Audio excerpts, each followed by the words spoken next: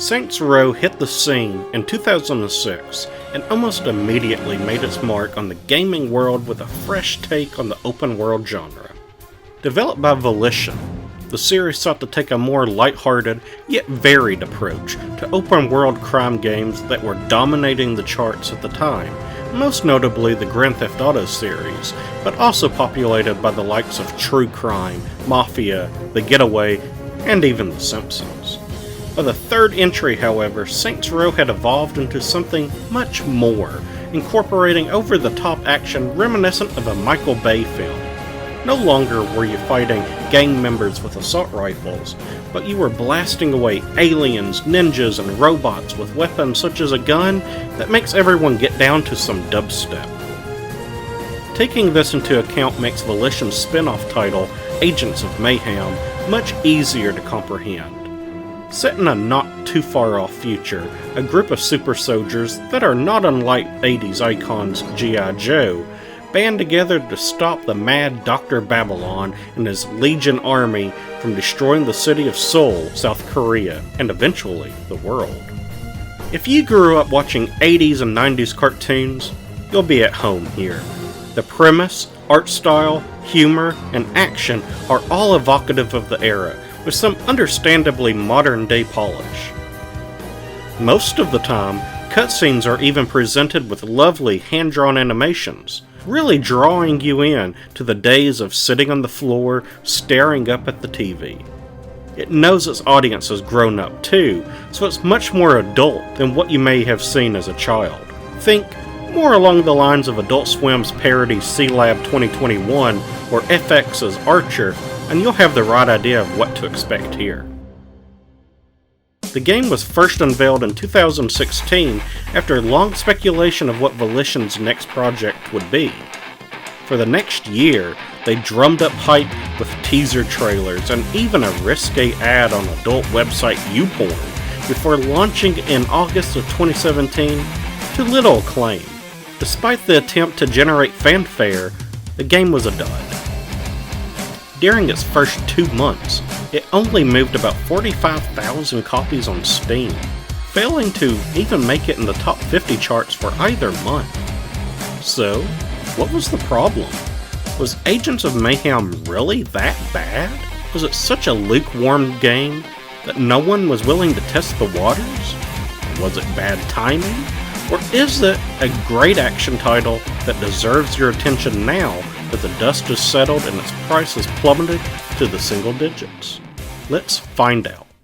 The first thing you may notice you see any footage of the game is that the action is relentless. During any given firefight, dozens upon dozens of enemy soldiers will seek to take you out, all while bullets are flying and explosions are rocking the environment. It's quite impressive that I rarely, if ever, experienced any slowdown with so much happening on the screen. This keeps battles flowing smoothly and is a treat to watch unfold. While many will come for the explosive action in the game, the real stars of Agents of Mayhem are the agents themselves. Players will take control of a dozen agents, as well as 3 downloadable characters to purchase, that come equipped with their own distinct weapons, abilities, stats, and above all, personality. You have agents best suited for up-close and personal combat, and others that are long-range specialists, and even some that are more defensive in nature. Each character is seemingly equipped to fill a role that would be seen in a multiplayer online game like Overwatch, League of Legends, and the like, but this is an entirely single-player game, making it somewhat of a unique experience. Each time you set out to explore the city or tackle a mission, you will select a party of 3 agents, and you can freely switch between them on the fly at any given time. The real fun comes from taking advantage of all their strengths while seamlessly mowing down foes. It's exhilarating stuff, and really nails the feel of working with a team despite only having 1 agent active at a time. The 3 agents you start out with are capable enough, although they are severely outclassed by later, more varied agents you acquire as you progress. Still, their personalities will keep you coming back, even if they are limited in their abilities. I could do an entire video exploring each agent in depth, but I'll just briefly highlight a few standouts. Hollywood is the face of Mayhem and is a former movie star. He's your standard soldier class and is almost perfectly balanced for any situation. He is a narcissist, to the point that everyone else doesn't think he's all that, which makes for some great dialogue banter. He's not unlike Mortal Kombat's Johnny Cage, and frankly, I love that. Yeti is a cross between Mr. Freeze and Killer Croc from Batman lore. He's a huge brute from Russia, dubbed the Cold Warrior by some in the group, and utilizes a freezing gun that can stop enemies dead in their tracks. His melee attacks can then shatter them to a million icy pieces. Oni is a former Yakuza that operates as Mayhem's hitman. His silenced pistol can be used to lower a foe's health before unleashing a precision shot, an ability that scores an automatic critical hit and instantly refreshes if it kills an enemy. My two favorite characters to play as are Daisy and Rama. Daisy's not your typical tank character. She's a roller derby chick that hits as hard as any guy. She moves fast due to her skates and is able to take a good deal of damage and can shred baddies into mincemeat with her minigun. Rama is an Indian immunologist equipped with fierce bow skills. It's just so satisfying to effortlessly pick off foes from afar with her precise bow and arrows. She can also infect enemies with a virus that spreads to those that are near and set trap arrows that detonate when Legion troops get too close. The Agents of Mayhem were assembled by the mysterious and sexy Persephone Brimstone, a former villain who disavows her evil ways in order to utilize her skills in preventing Legion from controlling the world. Persephone, along with a multitude of other non-playable characters, round out a surprisingly diverse cast, with individuals representing areas from all over the world. There are strong women alongside awesome male characters, which also comes as a plus. I saw some complaints that Volition was shoving, quote, SJW propaganda down people's throats with the game, putting characters in for the sake of checking off a diversity checklist. But I just don't think it does that. The characters feel natural, unique, and refreshing for the most part, and diversity in gaming is a good thing.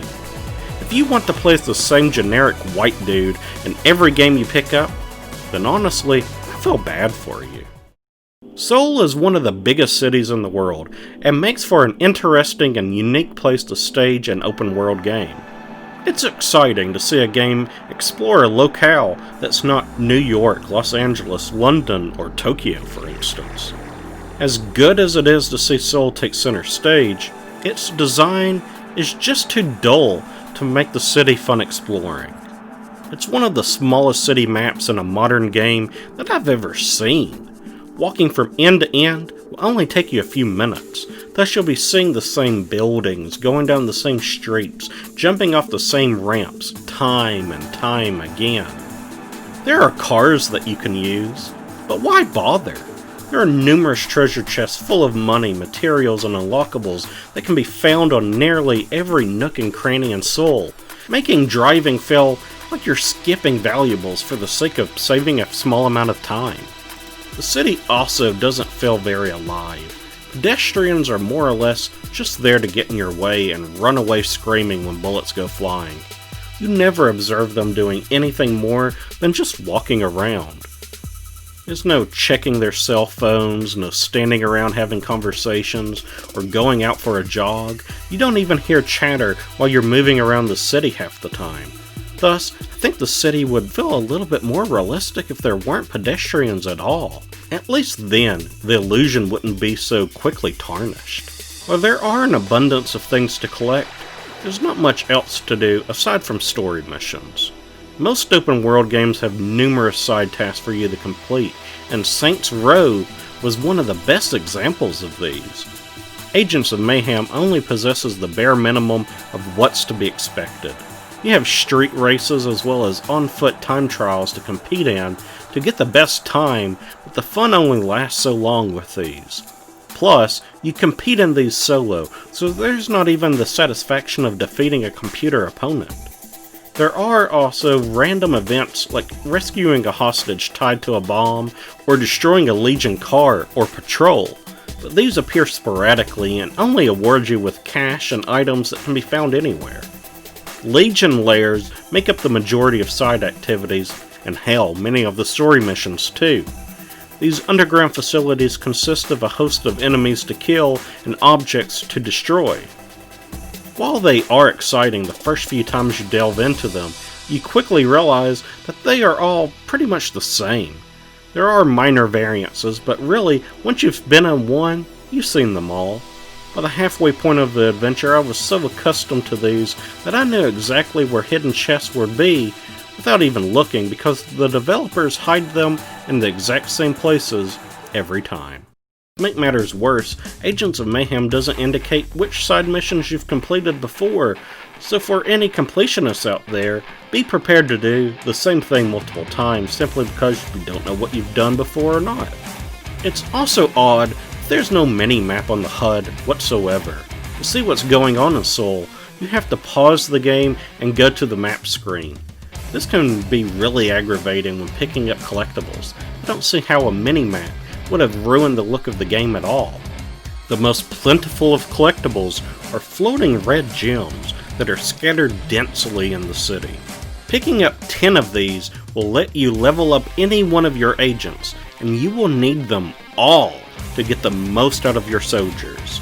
If you played Crackdown, Infamous, or most any other superhero game, you know what I'm talking about when I say you may literally trip over these while exploring. They are everywhere. When not exploring Soul, players can warp back to Mayhem Base for a little R&R. Here you have a host of things to do and non-player characters to interact with. You can change your vehicle and customize its colors at the vehicle shop, craft new weapons and learn new abilities, outfit each agent with new gear, and engage in training missions on the Rec Room, a parody of the Danger Room from the X-Men series. The character Gremlin can craft and equip your agents with special gadgets that give you a fighting edge in your battle against Legion, but honestly, I never felt the need to use them. The only one I did use was the initial gadget, which fully heals and revives all 3 party members. This comes across as way too powerful for a starting ability, and with it at my disposal, I just never bothered to change it from my inventory. Agents of Mayhem undoubtedly has some issues. There's not enough to do compared to other open world experiences, and while the prospect is there, Soul is just too soulless to be much fun. What is fun though is commanding your trio of super soldiers to take down Legion in expert fashion. It's incredibly easy to get a handle of each character, and finding the ones that best appeal to you is immensely satisfying. Volition knows how to craft an enjoyable third-person shooter, that's for certain.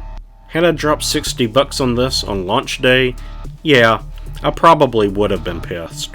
There's no doubt that it's not beefy enough to justify that full price. But now that it's in the bargain bins, you will unquestionably find your money's worth. Don't let any poor reviews or low scores issued near launch date deter you. Now you know that the game is a worthy playthrough, and knowing is half the battle. Anyway, Wonderwall.